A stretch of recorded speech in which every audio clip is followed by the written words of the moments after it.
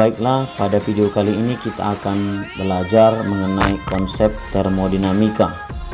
Adapun pengantarnya nanti kita akan perkenalkan sedikit dasar-dasar termodinamika. Nanti pada akhir pembelajaran ini, pada bab ini kita akan belajar hukum pertama dan hukum kedua termodinamika. Baik, untuk memahami dasar-dasar atau konsep-konsep dasar termodinamika, ada dua hal yang sangat sering nanti dibicarakan, yakni istilah sistem. Apa itu sistem? Sistem adalah segala sesuatu yang menjadi objek pengamatan atau penelitian yang dibatasi oleh batas-batas fisik atau konsepsi matematis tertentu.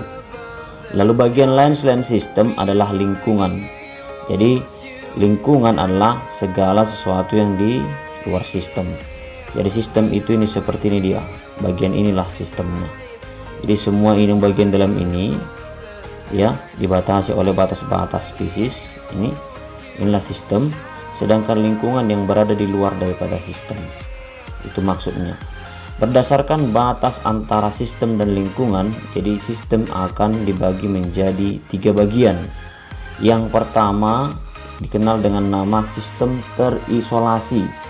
Definisi terisolasi, inilah dia, tertutup ya, tertutup rapat. Jadi sistem yang tidak memungkinkan, nggak bisa lagi keluar dari sini materi, tidak bisa nanti keluar juga panasnya atau energinya. Lalu yang kedua, sistem yang dikenal dengan nama sistem tertutup. Sistem tertutup ini ada yang bisa keluar, materi tetap di dalam tapi energi bisa keluar ya, materinya bisa di dalam tapi energinya bisa keluar. Contoh misalkan ketika air kita masukkan ke dalam gelas lalu kita tutup dari bagian atas, airnya tidak keluar materinya tetapi panas itu akan keluar dari dinding daripada gelas. Baik, sistem terbuka.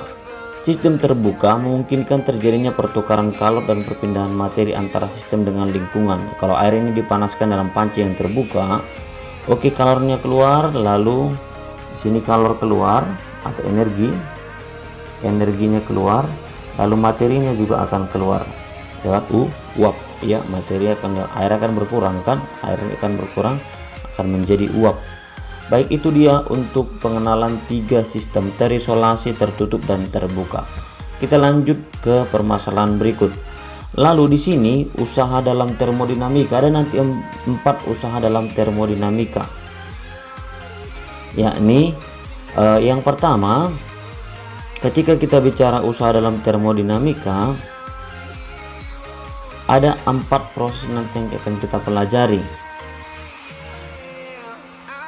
Yang pertama kita kenal dengan nama proses isobarik.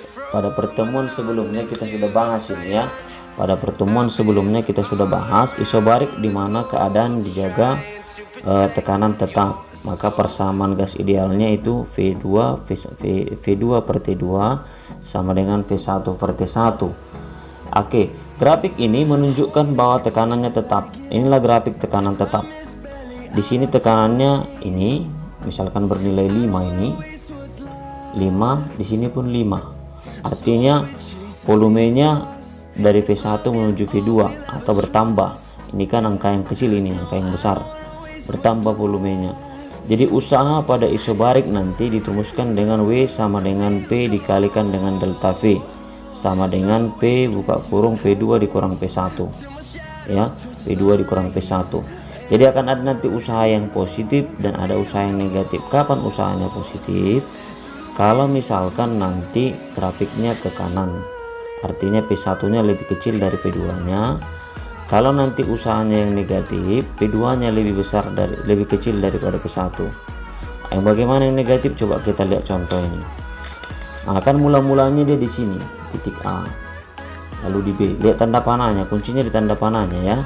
Berarti P1 nya itu 12, P2 nya adalah 8 kalau tanda panahnya ke sebelah kiri, lalu tekanannya 5 P nya, maka usahanya sama dengan P dikali delta P.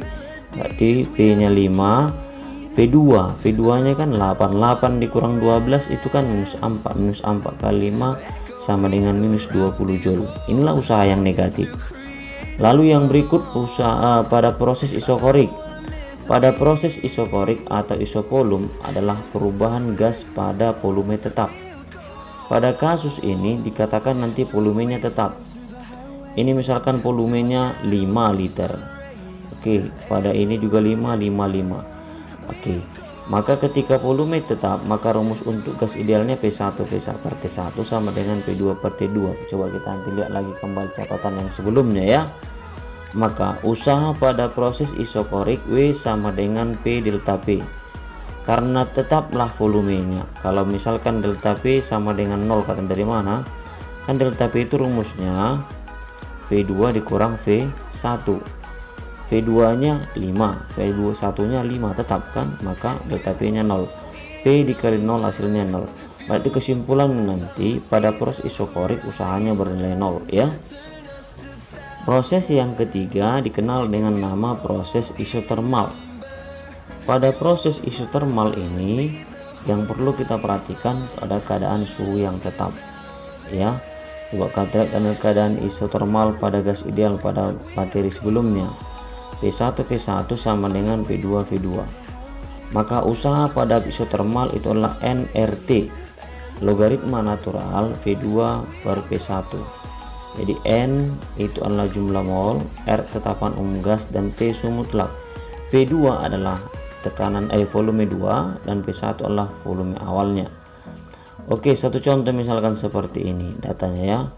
N nya 2 mol, T nya 300, R nya 8,31 Joule per mol, V1V, V2 nya adalah 4V. Usaha yang ditanya, usaha sama dengan nRT logaritma natural P2 per P1. N nya 2, R nya 8,31, lalu Ln nya T nya 300, Ln nya adalah 4V per V. Kalau kita buat di kalkulator ini ada logaritma naturalnya ya. Logaritma natural daripada 4 itu sama dengan 1, jadi 4 ln di kalkulator kita itu ada itu ya, 1,38 dikali 4986 dapatlah 6912 dalam satuan joule. Baik, yang berikut pada proses adiabatik. Pada proses adiabatik ini proses perubahan keadaan gas di mana tidak ada kalori yang keluar dan masuk dari sistem. Jadi dengan kata lain, pada proses adiabatik Q-nya bernilai 0. Persamaan adiabatik di sini yang perlu kita perhatikan bahwa P1 pangkat tetapan Laplace ya. Laplace ini ya. Sama dengan P2 pangkat tetapan Laplace. Di mana tetapan Laplace ini selalu lebih besar dari 1. Merupakan hasil bagi kapasitas kalor pada tekanan tetap bagi dengan kapasitas kalor pada volume tetap ya, dimana nilai Laplace itu Cp per Cp. Baik, pada keadaan gas ideal jika PP sama dengan nRT maka P sama dengan nRT per V, sehingga gas itu berubah menjadi, artinya apa yang berubah? Nilai P kita ganti dengan nRT. Tadi kan nilai daripada keadaan adiabatik persamaan itu kan sama dengan P1 pangkat Laplace P2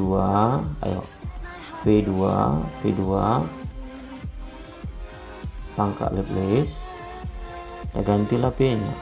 Tadi kan PP sama dengan nRT, P sama dengan nRT per V. Oke, kita ganti ayo.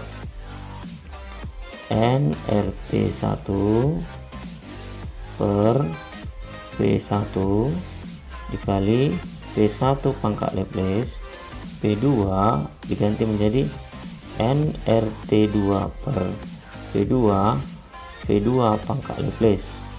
Oke, NR nya ini konstanta coret, tinggallah T. Apa yang tinggal adalah T, ini kan pangkat 1. Oke, T 1 dikali V1 Laplace dikali V minus 1. Ini kan naik ke atas kan jadi negatif 1. Begitu juga di ruas kanan. Ayo T2 per V2, nah langsung aja ya, V2 lap less dikali V2 pangkat minus 1. Oke, pangkatnya kita satukan saja, berarti V1 lap less kurang 1 V2 lap less kurang 1. Itulah persamaan yang ini ya. Sebagai contoh, suatu gas ideal monoatomik dengan tetapan Laplace-nya 5/3 dimanfaatkan secara adiabatik dengan volumenya berkurang menjadi setengahnya, berarti V2 nya menjadi setengah sebelumnya. Lalu V1 nya V Laplace nya ini. Yang ditanya adalah perbandingan tekanan akhir, berarti V2 per P1. Oke, P1 pangkat Laplace sama dengan P2 pangkat Laplace, karena antara tekanan dan volumenya dia kita pakai yang P1 ini ya. Baik, P2 per P1 sama dengan P1 per P2 dari sini. Bisa ya. Ini kita pindahkan. Oke. Berarti P2 per P1 buka kurung P2 per setengah P pangkat Laplace. Kita satukan pangkatnya tadi ya, pangkat Laplace. Oke, berapa P1 nya V? P2 nya setengah P. 1 per setengah itu menjadi 2 per 1 ya. Pangkat 5/3. Pangkat 5/3 itu sama dengan 2 pangkat 5 akar pangkat 3. Baik, supaya dapat nanti yang seperti ini, bagaimana prosesnya? Mari kita lihat ya. Ini kan sama dengan akar pangkat 3, 2 pangkat 5 akar pangkat 3, 2 pangkat 3 dikali akar pangkat 3, 2 pangkat 2. Oke, ini menjadi 2 ya. 2 akar pangkat 3 akar 4 ya, akar 4 akar pangkat 3 dari 4, itulah ini. Baik, nanti kita akan lanjutkan lagi pada video pembelajaran berikut, yakni bagaimana hukum pertama dan hukum kedua termodinamika. Demikian untuk pembelajaran kita untuk video kali ini. Sampai jumpa kepada materi berikutnya. Semoga kita dalam keadaan sehat.